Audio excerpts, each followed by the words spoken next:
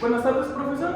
Nosotros somos la empresa Getty Garden y hoy le vamos a presentar el tema de distribución del espacio en las áreas de trabajo. Comenzamos. Bueno, en la introducción hay tres puntos importantes. El primero es que debemos de ver la distribución del espacio. Eso va a hacer mejor la productividad, la creatividad y el bienestar de los empleados. Otro punto es que tenemos que diseñar bien el espacio del trabajador para que podamos mejorar la producción de nuestras actividades. Y por último tenemos que ver el espacio y también tenemos que ver las actividades que se van a generar o el número de empleados que va a haber en ese espacio de trabajo. Su concepto general se refiere a la exposición física del puesto de trabajo, es decir, los componentes que tienen, por ejemplo, las ventanas, el tamaño de puertas, las paredes, la ubicación, el mobiliario que se va a necesitar. Es importante tomar en cuenta esto, ya que no se le va a brindar la misma privacidad a un hombre que a una mujer, y para que las áreas de la empresa no se junten entre sí, es decir, que no podemos juntar el área de recursos humanos con el área de contabilidad o con el área de producción. Cada uno debe tener un espacio, ya que es importante y fundamental para su buen desempeño dentro de la empresa. Toma en cuenta la ubicación, modelos, el orden, y esto depende mucho de la jerarquía que se lleva dentro del organigrama de la empresa. Asimismo, se tiene que respetar la privacidad de cada uno para que de esta forma trabajen eficientemente. Ahora pasamos a los factores que originan la distribución de espacio en las empresas. Nosotros tomamos 4 aspectos principales que son fisiológicas, psicológicas, económicas y sociológicas. Vamos con la primera, que es psicológicas, en las cuales ocupamos los términos que son psicología del color y psicología del espacio. ¿En qué consiste la psicología del color? Es simplemente averiguar qué colores son los que involucran más al personal para que mejoren su productividad y su eficiencia, para que esos colores les transmitan tranquilidad y seguridad. Ahora contamos con la psicología del espacio, la cual nos permite organizar nuestro espacio de acuerdo a las necesidades de nuestros trabajadores, ya sea sus requerimientos en sonido, en espacio o en inmobiliario. Y con estos dos combinados tomamos el tema de arquitectura hostil, que es todo lo contrario a lo que se está buscando, es cuando la arquitectura va en contra de las comodidades del empleado. Ahora pasamos al segundo factor, el cual es las fisiológicas. En este se toman dos conceptos principales, los cuales ergonómico y síndrome del edificio enfermo. Se necesitan tener objetos ergonómicos que se adapten a la estructura corporal del hombre para poder mejorar su estado de ánimo, y esto mejora la productividad del trabajador. Podemos contar con sillas, muebles que se acomoden al espacio y a la estatura de las personas. También contamos con el síndrome del edificio enfermo. ¿En qué consiste esto? En que cuando una organización no tiene control en sus estructuras o sus muebles, sillas, los trabajadores comienzan a enfermarse. Entonces se puede decir que el edificio está enfermo porque enferma a sus trabajadores. Vamos con el siguiente término, el cual es aspectos sociológicos, económicos y sociológicos. Aquí se van a juntar los dos porque se toma el siguiente punto, que es vandalismo e inactividad productiva. ¿Por qué se toma este punto? Hay un aspecto psicológico en el cual dice que en una vecindad, cuando se empiezan a ver paredes grafiteadas o casas abandonadas, el mismo comportamiento humano fomenta que se siga vandalizando más, como que saca lo lado malo de cada persona. Por eso es que en las instituciones es primordial reparar algún departamento que esté dañado o algunos instrumentos de trabajo que estén rotos. Pasamos con comercio circular, el cual nos va a ayudar en la economía de la institución, comprando objetos que ya hayan pasado por otras empresas que estén en buen estado, o vendiendo nuestros productos que ya salieron, ya dieron su vida útil, para obtener una ganancia y poder invertir en nuevos aspectos. Y eso es todo. Bien, a continuación vamos a realizar una evaluación para la distribución del espacio. Nosotros lo dividimos en 5 puntos importantes que se deben de considerar antes de poder realizar una distribución de espacio correcto en una empresa. Como puede ser el diagnóstico para realizar la distribución del espacio, las necesidades del espacio. ¿Qué queremos decir? Pues dependiendo de nuestra plantilla de empleados, necesitamos un cierto espacio destinado para el desarrollo de sus actividades.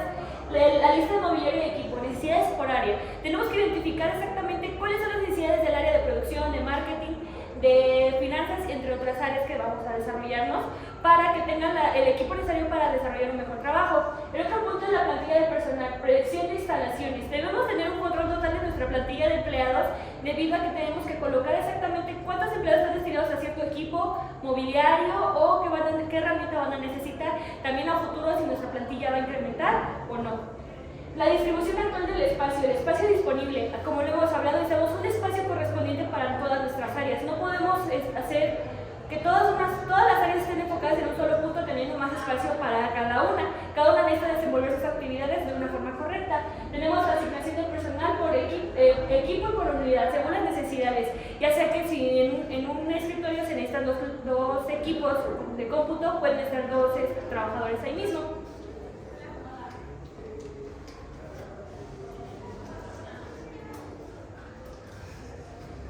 Ahora pasamos con el análisis de la organización. Bueno, esto es fundamental ya que cada empresa necesita de personas que cumplan con un desempeño y ciertas actividades de acuerdo a sus habilidades. Bien, como podemos observar en el cuadro de distribución de trabajo, en este cuadro se anotan las actividades de cada empleado que va a realizar y se va a calificar de manera individual cada actividad con un porcentaje numerado. Y al último se suma. Y pasamos a los sociodramas, que en este se interrelaciona cada uno de los individuos de la empresa para que haya más comunicación dentro de ella y así puedan hacer diferentes actividades o ayudarse. Ok, para la creación de un ambiente físico es necesario considerar los siguientes factores para que así mismo se cree un ambiente favorable dentro de la organización, los cuales es la disposición física de los trabajadores, los materiales y la ubicación. Es necesario no hacer caso omiso de esto, ya que es importante para el desarrollo de todas las actividades que conforman un ambiente de trabajo favorable.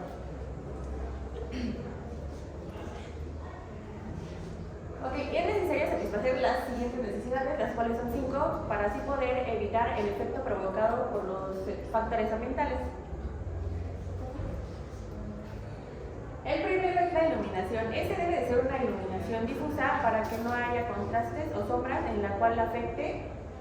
La iluminación con intensidad tampoco es recomendable.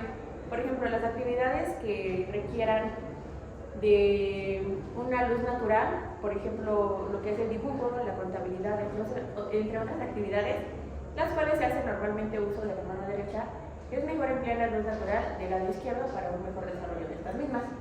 Los sistemas de luz directa son los más apropiados y recomendables de utilizar. El único detalle es que estas son un poco más caras. No se aconseja la instalación de tubos fosforescentes, a menos que estas vayan cubiertas por un acrílico translúcido. Y el color de área, este también es conocido como un efecto psicológico dentro de la organización. Ciertos colores producen diferentes efectos, como por ejemplo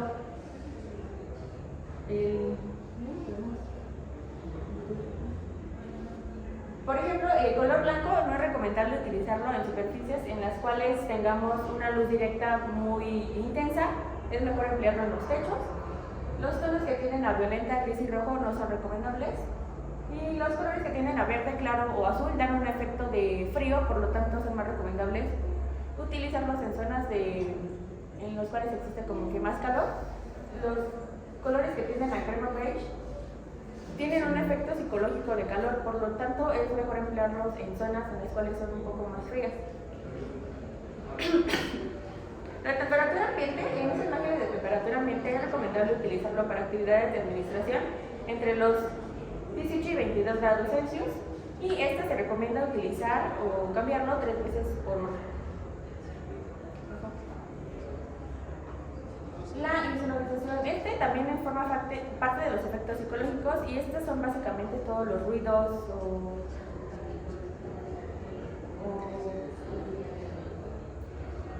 o factores que influyen en una organización o todo lo que nos rodea.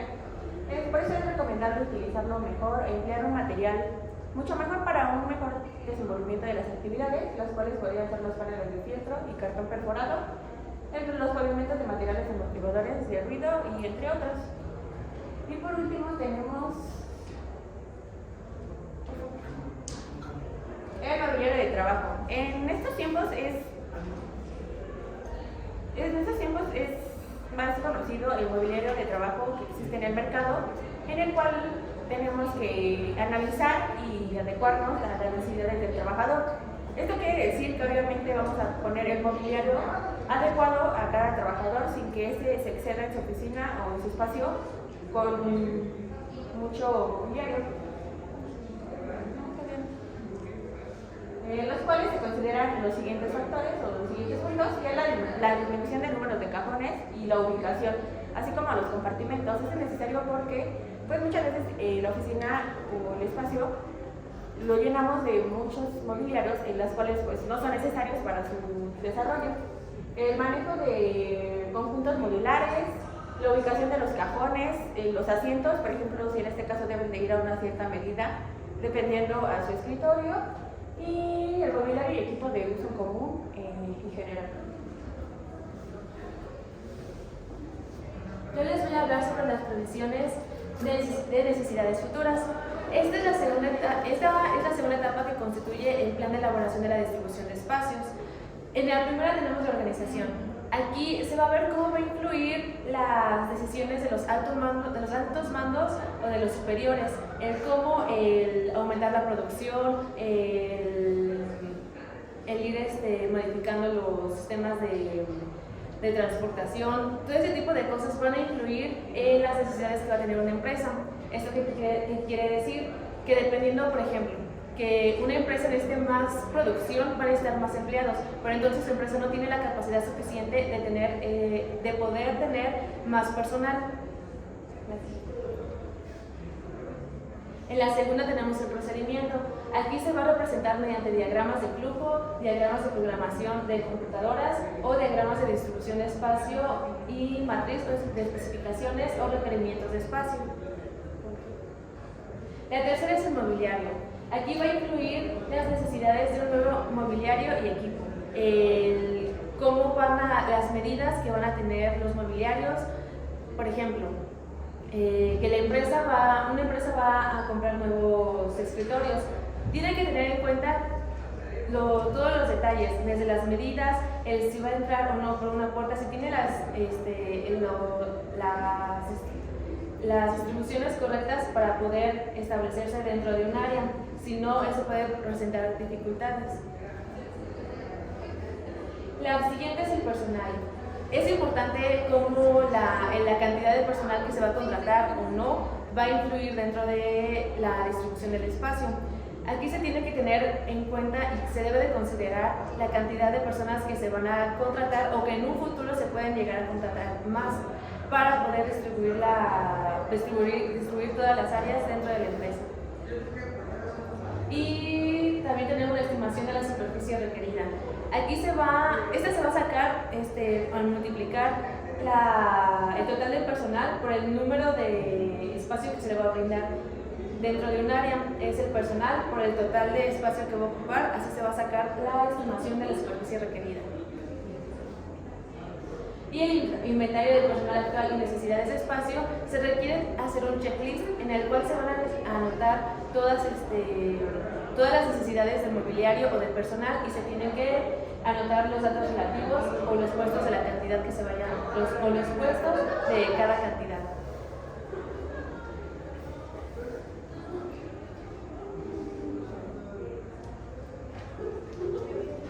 Bueno, en conclusión, es muy importante tener todos estos aspectos, que se tomen en cuenta estos aspectos a la hora de realizar el esquema de una organización.